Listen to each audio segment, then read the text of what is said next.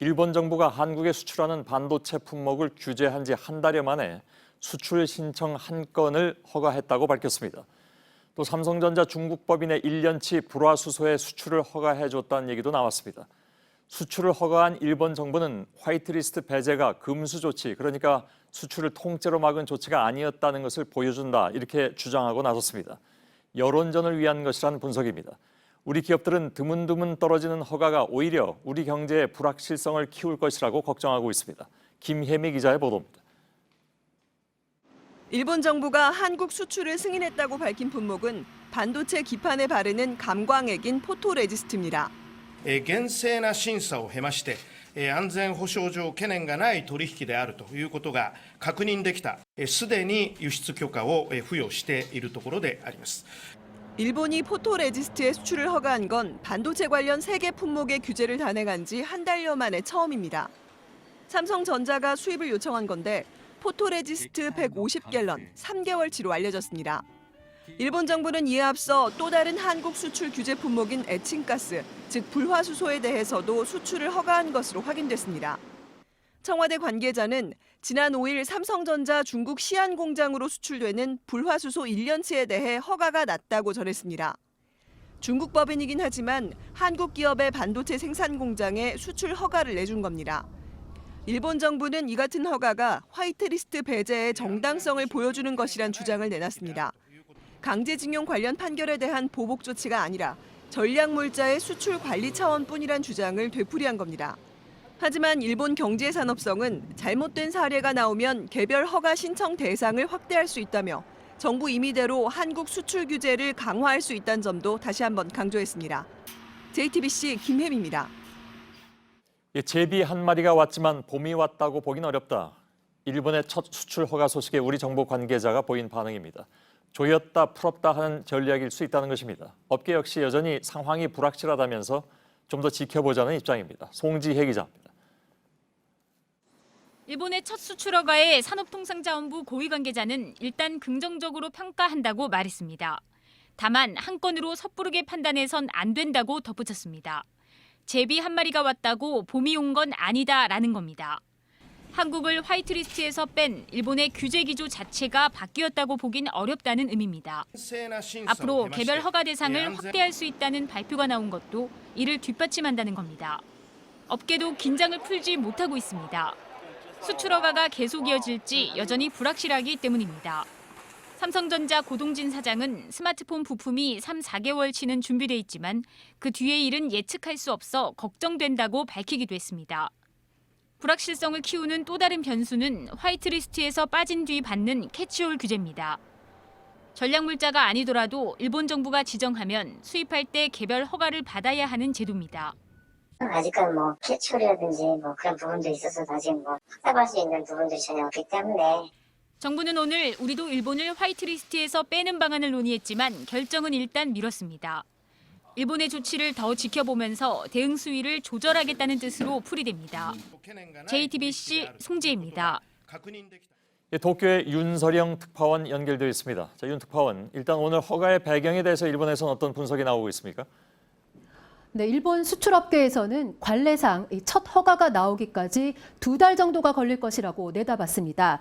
그런데 이보다 빨리 허가가 떨어지면서 이번 조치가 규제나 대항 조치가 아니라는 점을 보여주기 위해서 일부러 빨리 허가를 낸 것 아니냐, 이런 분석이 나옵니다.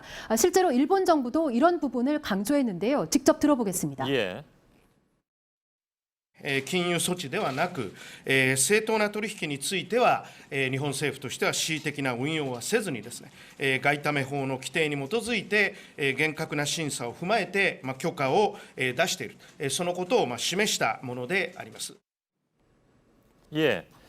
자, 결국 이제 관례를 깨고 화이트리스트 배제를 관보를 통해서 공포한 날, 같은 날 수출 허가도 같이 내줬다는 건데, 사실 이건 거꾸로 또 해석을 하자면 일본 정부가 그만큼 앞으로 허가권을 자의적으로 활용할 수도 있다. 이걸 보여준다, 이런 얘기도 가능한 거 아니겠습니까? 네, 그렇습니다. 이 국내외적으로 비판 여론이 거세지면서 일본 정부가 전략적으로 허가 시기를 앞당겼을 가능성이 제기가 됩니다. 사실 이 서류 심사에서 문제가 없으면 무기 회사가 아닌 이상 이 허가를 내주지 않을 명분도 없습니다. 그러니까 결국에는 해줄 허가를 이렇게 일부러 더 앞당겨서 해줌으로써 이를 통해서 자신들이 칼자루를 쥐고 있다는 것을 보여주기 위한 것 아니냐 이런 분석이 나옵니다. 이렇게 상대방을 귀찮게 하면서 괴롭히는 전략. 일본에서는 흔히 이야가라세라는 말을 사용하는데요. 전형적인 이야가라세 수법이라는 분석입니다. 예. 또 한 가지는 수출 허가 사실 자체도 일본 정부가 공식 발표를 하기 전에 정부와 가깝다고 알려진 언론들에서 먼저 보도를 했다면서요. 그러니까 거기만 알려준 거잖아요. 네, 그렇습니다. 공교롭게도 이 산케이 신문과 요미우리 신문 그리고 NHK 등 아베 정권과 가까운 매체만 이 정보를 입수를 해서 보도를 했습니다. 특히 산케이 신문의 보도는 일본 정부의 발표 내용과 거의 똑같았습니다. 그런데도 이 세코 경제산업상은 이 발표를 하게 된 원인에 대해서도 한국 정부 탓을 돌렸는데요. 직접 들어보겠습니다. 예. 今回はですね、韓国政府から我々のこの措置がですね、あたかもこの金融措置であるとの不当な批判が行われていることを受けまして、例外的に公表させていただきたい。 예, 알았습니다. 한 가지만 더요. 일본 내 일부 시민단체들이 이번 조치에 반대하는 기자회견을, 그러니까 수출 규제 조치입니다. 수출 규제 조치에 반대하는 기자회견을 참의원을 찾아서 열었다고요. 네, 지난 주말 이 도쿄에서 한국 시민들과 연대하기 위한 일본 시민들의 노 아베 집회가 있었습니다. 오늘은 양국 시민들이 희망연대라는 이름으로 공동 행동에 나서기로 했습니다. 이들은 참의원에서 기자회견을 열고 아베 정부가 평화에 역행하고 있다면서 수출 규제 조치를 즉각 철회하라고 요구했습니다. 예, 윤서령 특파원이 도쿄에서 전해드렸습니다. 오늘쯤 우리 정부도 일본을 화이트리스트에서 제외하겠다고 했죠. 일단 이것은 이제 미뤄졌습니다. 추후에 정하겠다 이런 건데 청와대 취재기자 잠깐 연결하도록 하겠습니다. 이서준 기자, 자 화이트리스트 국가에서 일본을 제외한다. 일본만 화이트리스트가 있는 것이 아니라 우리도 있는 것이니까 왜 미뤘습니까?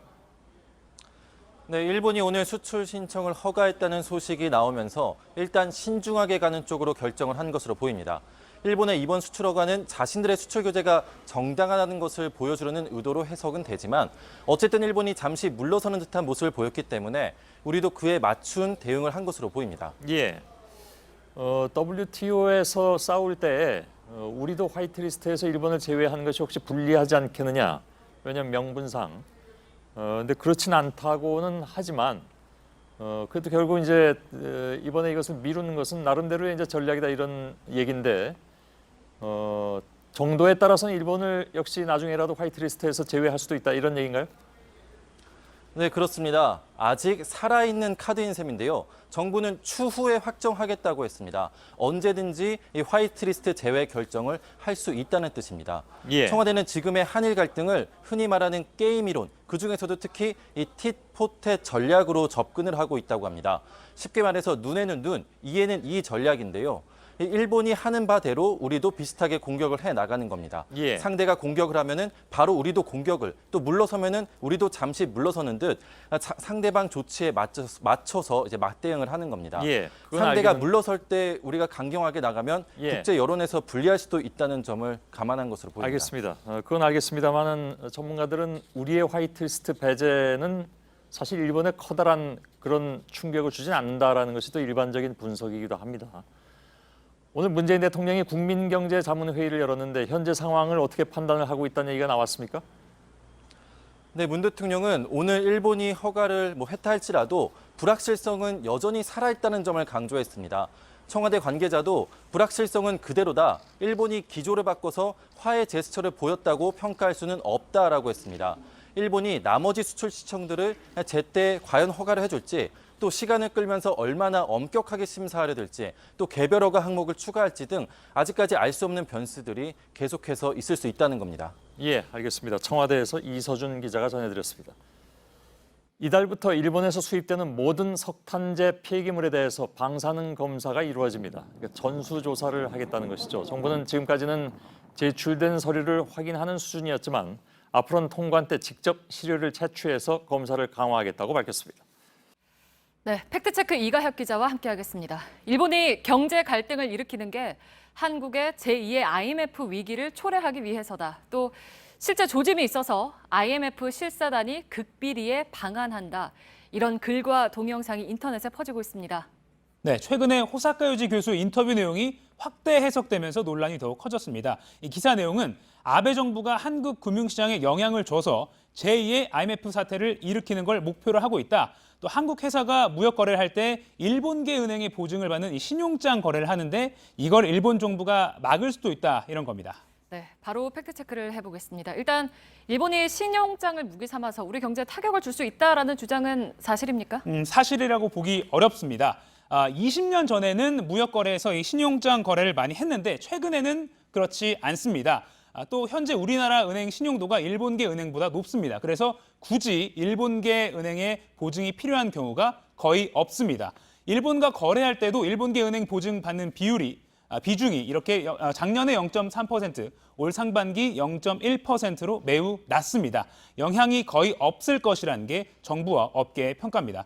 게다가 시중은행이나 국가청으로 봐도 외환 보유 상황이 좋은 편이라서 일본이 한국에서 당장 뺄 수 있는 돈을 다 빼가도 갑자기 IMF 사태가 또 올 가능성 매우 적습니다. 네. 근데 이제 당장 일본의 그런 방식이 통하는 것처럼 불안하다 이런 반응들이 나오고 있잖아요. 제2의 IMF설 출처는 어디입니까? 인터뷰한 그 호사카 교수입니까?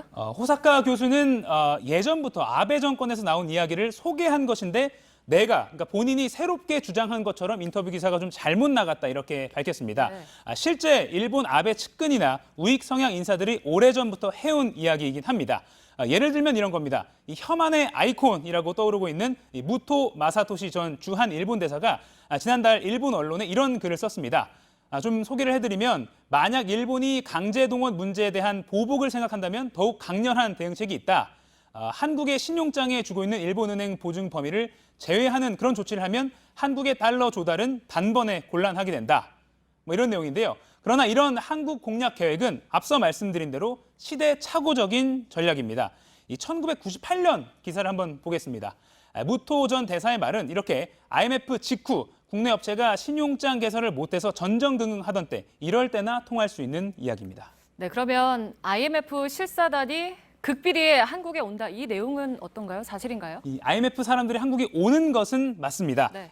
관련 기사도 이렇게 나왔는데 이게 유튜브나 소셜미디어에서 한일 관계랑 잘못 엮여서 해석이 좀 잘못됐습니다. 지금의 한일 갈등 또 제2의 IMF 위기론과 관련이 없습니다. 극비리도 아니고 이미 올 2월에 보도자료로 공개가 된 사실입니다. IMF가 회원국이 국제 기준을 잘 지키고 있는지 정기적으로 평가하는 겁니다. 네. 이번만 하는 게 아니라 2003년 또 2013년에 했었고 이어서 이번이 세 번째입니다. 또 우리나라 말고 캐나다, 프랑스, 이탈리아, 싱가포르, 스위스도 올해 평가 대상입니다.